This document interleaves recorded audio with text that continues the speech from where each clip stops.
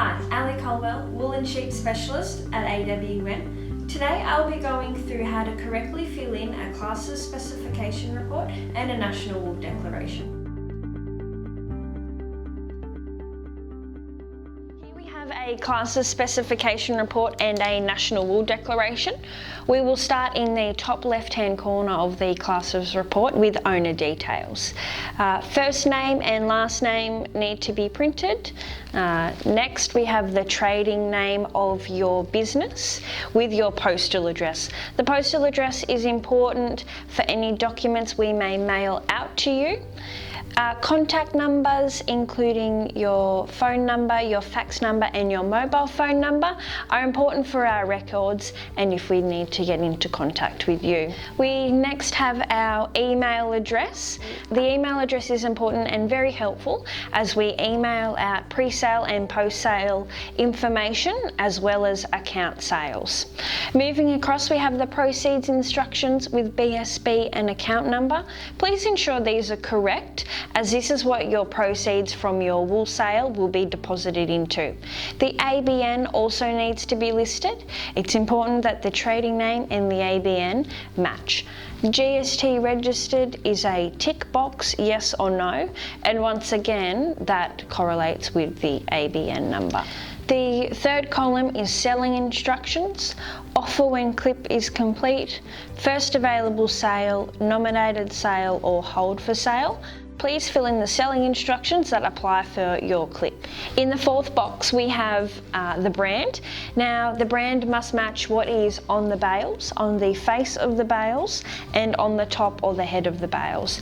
There should not be any abbreviations at all on the top or the face of the bale. They should be the full brand, and that full brand should also be what is written here in this box. It is important that they all correlate as this can create problems along the core line. So just reiterating the fact that they need to match. In this example, the brand is Fairview over Farm. So on the bales, these would be printed as Fairview and on a new line, Farm. The classes registration, name and postal address will all be filled out by the classer as well as their phone number and the classer's signature. In the second main box here we have the wool descriptions, the bale numbers and the number of bales that are in each line. These are completed in each line. Moving across to the right, the mob numbers, the bin code and the classes comments. The bin code and the classes comments will be filled out by the classer. With the mob numbers, they must be correlated to the National Wool Declaration. The third and final box is the National Wool Declaration. It is critical to get the National Wool Declaration correct as this information is printed in the sale catalogue along with the test results of your wools. In this first light blue box we have the mulesing status for each mob. Non-mulesed, no sheep in this mob have been mulesed. AA, all sheep in this mob have been mulesed with an analgesic or an anaesthetic product registered by the APVMA for use on sheep. And mulesed, some or all sheep in this mob have been mulesed. Moving across, we have two questions that must be answered. These are tick box questions. The result of these tick box questions will determine if you have ceased mulesing on your property. Question 1. Have any lambs born on this property been mulesed in the last 12 months? Yes or no?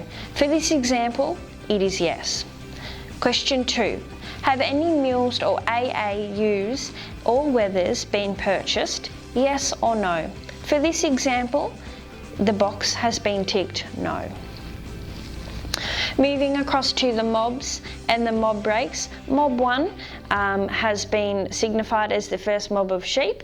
It is important to start each shearing with mobs, mob 1, and consecutively following on from mob 1. You can only have one mob 1, one mob 2, etc. per shearing. The mob breaks. Mob 1 The bale ranges for Mob 1 are 1 to 10 and 15 to 17.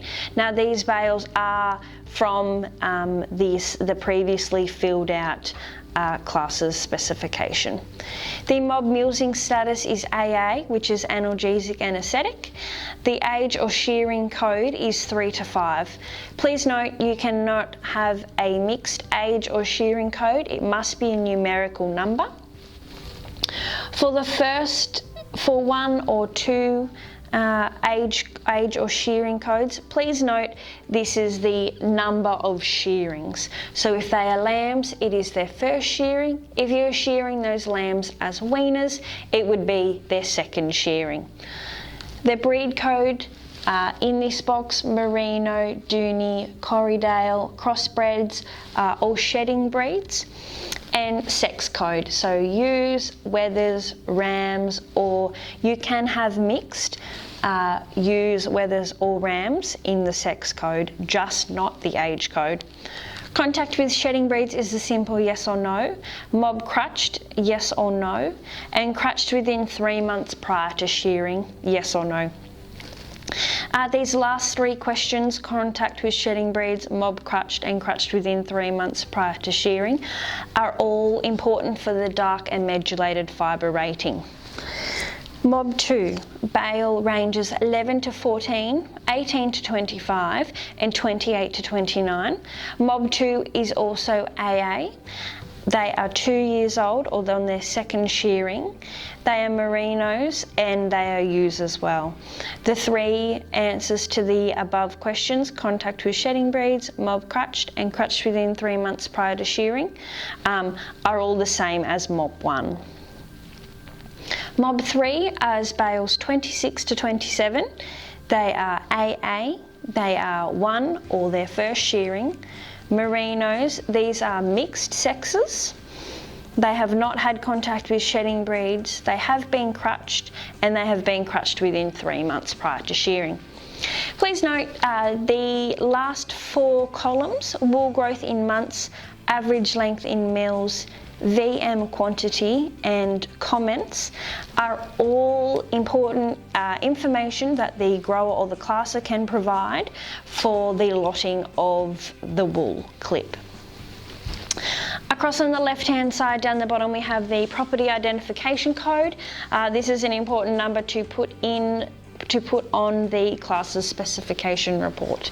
The owner or manager must sign and date the National Wool Declaration as this authorises and confirms that all the details provided here are true and correct. Once again, I reiterate, the National Wool Declaration is a very important section of the classes specification report, as this information is printed in the sale catalogue. As we previously touched on, these 2 questions in this light blue box, have any lambs born on this property been mulesed in the last 12 months? Yes.